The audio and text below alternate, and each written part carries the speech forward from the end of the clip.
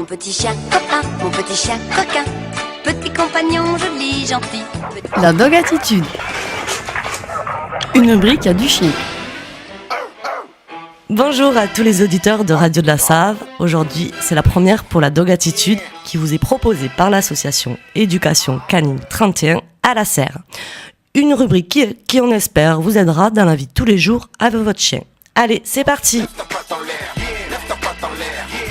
Nous avons tous rêvé d'un chien parfait ou de la copie conforme de notre ancien chien. Et oui, il est peut-être disparu, mais il faut faire attention, on peut être déçu sur le nouveau choix du chiot que l'on veut faire. Donc lorsqu'on décide de prendre un chiot, on se soucie rarement de la race. Ou alors, justement, on veut telle ou telle race et on peut vite se tromper. Ça peut venir fâcheux et ennuyer un peu tous nos désirs d'avoir eu un chien sympa, parfait, bien éduqué.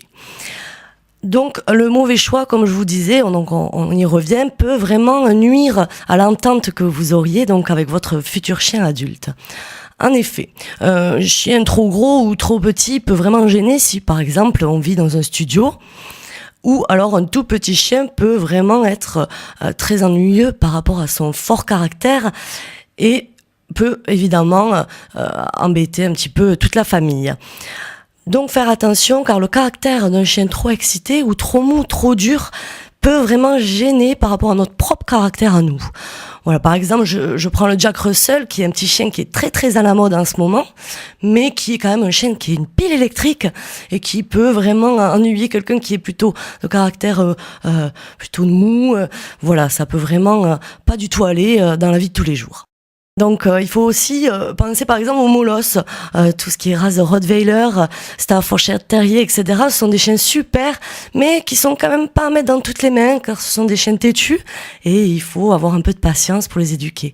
Voilà, donc faire attention vraiment au choix du chiot au départ, lorsqu'on veut prendre un nouveau chien à la maison.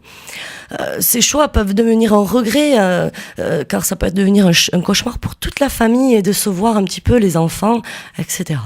Ça peut aussi finir au pire, et on le voit souvent, sur un abandon. Donc ça serait vraiment dommage d'abandonner son petit toutou qu'on vient d'acheter juste parce qu'on s'est trompé sur la race ou qu'on s'est pas très bien renseigné. Donc parler aussi des problèmes en élevage. Il faut penser que un éleveur a un travail à faire et qu'il est important de se soucier d'où vient notre petit chien, de se connaître ses parents, son papa et sa maman, l'équilibre en fait de la fratrie et le bon travail de l'éleveur aussi, parce que s'il y a une mauvaise manipulation des chiots, on peut avoir un petit chien qui a peur de tout et ça peut vraiment vraiment être ennuyeux dans la vie de tous les jours. Et puis quand il devient adulte, vraiment ça peut être embêtant d'avoir un chien qui a peur de tout.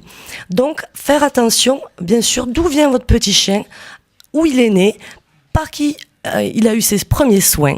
Voilà, tout ça c'est très important parce que dans des élevages aussi, gros élevages où il y a plusieurs races, il faut faire attention aux maladies. Oui, il peut y avoir des maladies dans les élevages et on se retrouve avec des petits chiots, quand on l'amène chez le vétérinaire, ça peut arriver qu'il y ait des problèmes de peau, des problèmes digestifs, etc. Parce que l'éleveur n'a pas pris soin de bien nettoyer les parties de l'élevage. Faire très attention également aux problèmes de comportement. Et oui, parce que quand nos petits chiots sont avec leurs frères et sœurs et leurs parents et leurs mamans, ils apprennent plein de choses sur la communication entre congénères, sur comment accepter l'humain et sur plein de façons de communiquer entre eux et avec nous. Donc très très important que le chiot soit bien resté avec sa portée et chez l'éleveur jusqu'à au moins 3 mois. Voilà, c'est super important. Souvent c'est 8 semaines, mais 3 mois c'est encore mieux. Voilà, parce qu'il apprend beaucoup de choses pendant ce temps-là. Il apprend comment communiquer avec ses frères et sœurs, les autres chiens. C'est très important parce que quand il sera adulte, il aura les bons codes de communication et il y aura en général pas trop de problèmes avec ses amis les chiens et avec aussi ses maîtres. Donc voilà, un chien qui a été mal sociabilisé à l'élevage on peut se retrouver donc avec un chien adulte qui a du stress, des phobies, des angoisses. Et c'est très très difficile à récupérer en éducation. Voilà un petit conseil que je voulais vous donner aussi aujourd'hui, faire attention d'où vient notre chiot. Donc en conclusion, il faut faire attention quand on adopte un petit chien ou même un chien adulte. Faire attention, on peut contacter les professionnels, ils sont là pour vous aider. Donc il y a le vétérinaire, bien évidemment, l'éleveur tout simplement qui connaît sa race et qui pourra vous indiquer si c'est une race adaptée à vous ou pas du tout.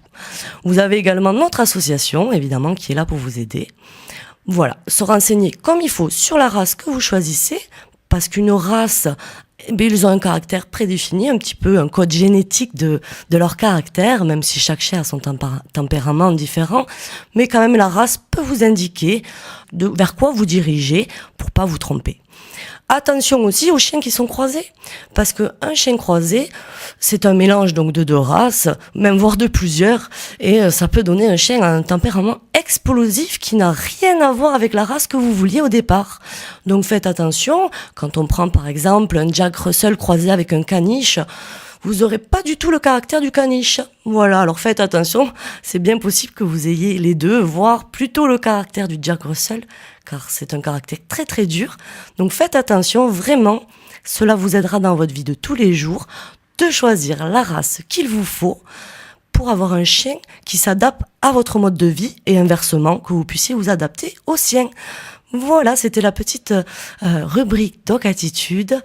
Merci de m'avoir écouté. J'espère que cela vous aura donné des idées. Merci à tous. Lève ta patte en l'air, lève ta patte en l'air, lève ta patte en l'air. Hot dog de la meute, je suis là.